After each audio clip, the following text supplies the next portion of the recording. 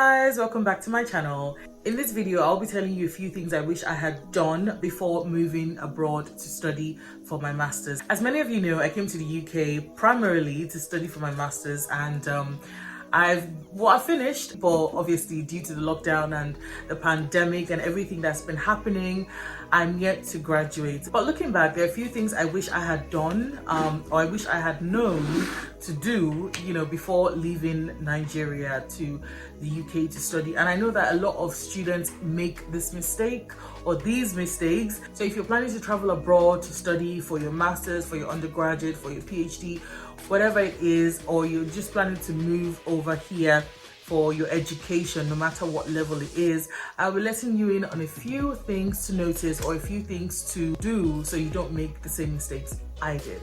Okay? If it's your first time on my channel, please do hit that subscribe button and be a part of the family so you can see all my videos, and you are very, very welcome to my channel. So the very first thing that I did not do that I wish I had done, honestly, was to look up the city or look up the place where I would be staying. Obviously, if you're moving abroad, you're going to be staying in a city, where the university is. You're going to be a student in that city. So I did not realize, or I did not know that I had to, or that it was important to look up, everything about that city. So I studied in Chester Uni, and I did not know to look up the city, the culture, the lifestyle, basic things to know about the place, to be honest, especially the cost of living, because there are some cities that you go to, or there are some cities that you want to move to that are more expensive than the other cities. Take London for example. London is a city that is ridiculously expensive. The cost of living is very high. So if you're looking at going to study in a university in London, and you're on a student loan, or you're thinking of getting a student loan, it might be a bit difficult for you. I'm just saying, unless your daddy is Dangote or your daddy is Otedola, then you don't have a problem. But yeah, if you're trying to minimize, if you're trying to be frugal in your spendings, if you're basically just on a very tight budget, especially if you know that you come from very humble background and your guardians or your family aren't that wealthy, it's very good to look up the city where you'll be staying. So if you found the university that you want to study at, read up about the city, no matter where it is, and find out the cost of living. Read up about other people who have studied there and what they think about the cost of living, transportation, feeding, accommodation is very, very important as well. Where I studied in Chester, it's a bit more expensive because it's a very small city. So small cities, the transportation is more expensive than the big cities like Manchester or London or Liverpool for that matter. So it was more expensive than normal. The accommodation was obviously expensive as well. Now moving on to the second thing I wish I had done, and also another thing that I know a lot of students make this mistake, picking up from the first thing I said, is about accommodation. It's very important because if you're moving abroad, no matter what the country is, no matter where the city is, you need to figure out where you're going to stay. Trust me, coming here, it took me a while before I actually got a place to stay. It wasn't easy. I started walking, from one end to the other. I started looking up websites of obviously getting accommodation for students and all of that. It was not easy. I'm sure I viewed more than 10 houses or 10 flats before I actually found the one I wanted to stay, and it wasn't student accommodation. Why accommodation is very important is because most of these universities provide accommodation for students, but they can be expensive. The university where I studied, while I was looking for accommodation, obviously, I found out that the cheapest price or the most affordable price for the accommodation, which is really nice because you have your own bathroom, it's an ensuite, accommodation. It's very chilled. You're not sharing bathroom with anybody.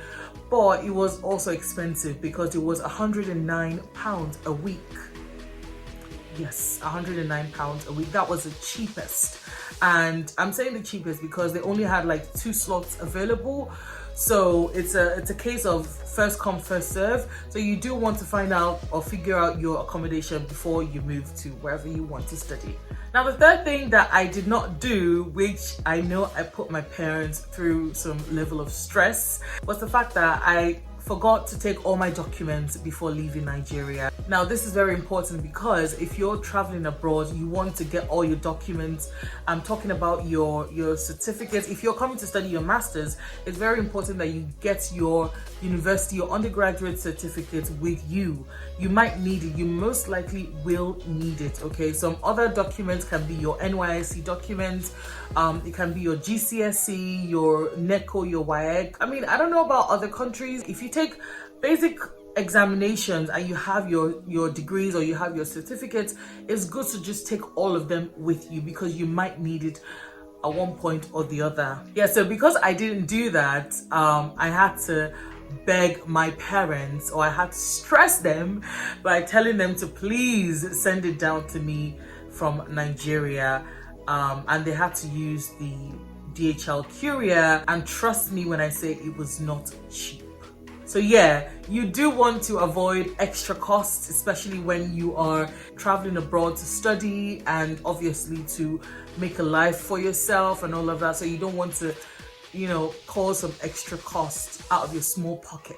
Now, talking about certificates and talking about results, one thing I wish I had done, and I still want to do because it's never too late, is that I wish I had retaken my GCSE mathematics exam. So before I decided to study journalism, my master's in journalism, my initial idea actually, which a lot of people don't know, is that I wanted to study social work. So that was my first love. That was the first thing I wanted to do because I wanted to work with children. I wanted to work with, you know, vulnerable people. Basically, I wanted to help out. That's what I wanted to do, and I chose a university in Liverpool. So I flew from Nigeria to the UK in 2019, I think early 2019. I flew down here just for the examination, guys. You would not believe it, but yeah, that's what happened. So I came down here, I wrote the examination. It was in 3 parts. It was a written, the group, and the personal interview. That was how it was. And I passed, you guys. Like, I really, really did very well. I got an offer. I got a conditional offer. Obviously, as an international student, that's what you get. But the downfall was because I did not have my GCSE maths result in an A, B, or C, which apparently was one of the requirements for you to get into the university. For most universities abroad, that is a requirement. They ask you for either your GCSE, English or maths from A to C. So if you got a D, most likely some universities will not take that. Let me not say most likely, but yes, some unis will not take that. So because I didn't have that, it was a requirement for me to study social work. I had to give up that dream, guys. It is what it is. But yeah, so if you don't have your GCSE in mathematics and English, because these are the 2 main courses or the 2 main results that they ask for, please go and write the exam or get your certificate or whatever you want to do, however you want to get it. Please don't get it through the wuru way.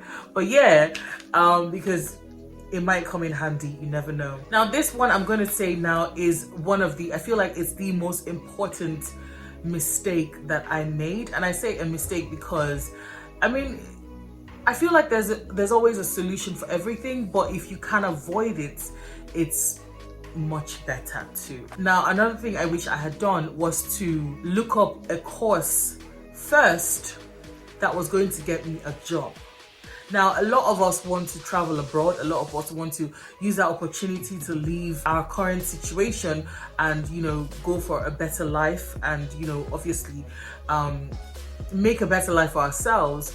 But the mistake a lot of students make is actually looking up the course that they want to study and how this is going to help them get jobs. Take my course, for example. I studied journalism, okay? Journalism is a very good course. I absolutely love it. But in terms of looking for jobs or finding jobs, it's not exactly the best. It's not the greatest.